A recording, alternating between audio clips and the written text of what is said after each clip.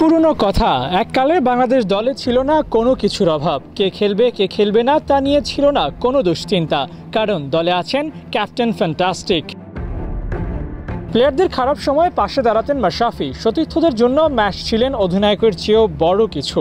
এই যেমন সাব্বির রুম্মানী ছিলেন মাশরাফির ভীষণ পছন্দের। তার আমলে সাব্বির ছিলেন ভিন্ন মেজাজে, স্বীকার করলেন নিজ মুখে। ওনার কাছে হয়তো মনে হয়েছে যে আমি ওনাকে ইনপুট দিতে পারবো, ভালো ইনপুট দিতে পারবো, এবং অনেক সময় মনে হচ্ছে আমি দিতে পেরেছি। উনি ব্যাক করেছে অ্যাজ এ ক্যাপ্টেন, একটা প্লেয়ারকে ব্যাক করবে স্বাভাবিক, এবং ওনার তরফ থেকে সেটাই করেছে। তো আমার কাছে মনে হচ্ছে একটা ক্যাপ্টেন যখন ব্যাক করবে কাউকে, ওই প্লেয়ারটাও রেসপন্সিবল থাকবে ক্যাপ্টেনকে ব্যাক করা। তো আমার কাছে মনে হচ্ছে উনি যে ব্যাক করছে, আমি ওনাকে কিছু দিয়েছি। ওনার যে ট্রাস্ট আমার প্রতি ছিল, হয়তো আমি দিতে পেরেছিলাম। ওই ক্ষেত্রে হয়তো উনি আমাকে ট্রাস্ট করতে, এবং আলহামদুলিল্লাহ ওই সময় খুব ভালো খেলছে আমি। মাশরাফির আমলে সাব্বিরের অভিষেক হয়েছিল। বেশিরভাগ ম্যাচ তার আমলেই খেলা। সবশেষ ওয়ানডে বিশ্বকাপটাও ম্যাচের অধীনে খেলেছেন সাব্বির।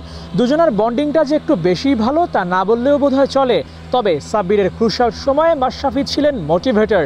কখনো কখনো ম্যাচ মনে করিয়ে দিতেন, এই স্টেজ তোমার, খেলে জয় করে নাও। সবসময় উনি বলতো যে তুই টাইগার, তুই অবশ্যই পারবি। খুবই ক্রুশিয়াল টাইমে আমি যখন নার্ভাস থাকতাম, তো উনি বলতো যে that's your stage and just do it more for us, that's it.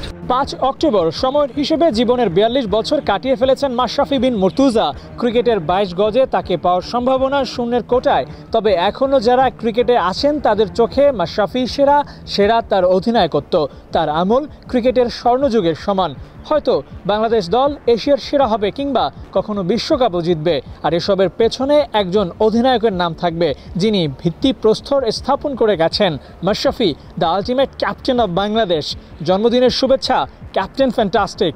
Because he is my first captain, and আমার কাছে মনে হয় যে আমি যতদিন খেলেছি ক্রিকেট ওনার আন্ডারে, আমি খুব কমফোর্টেবল।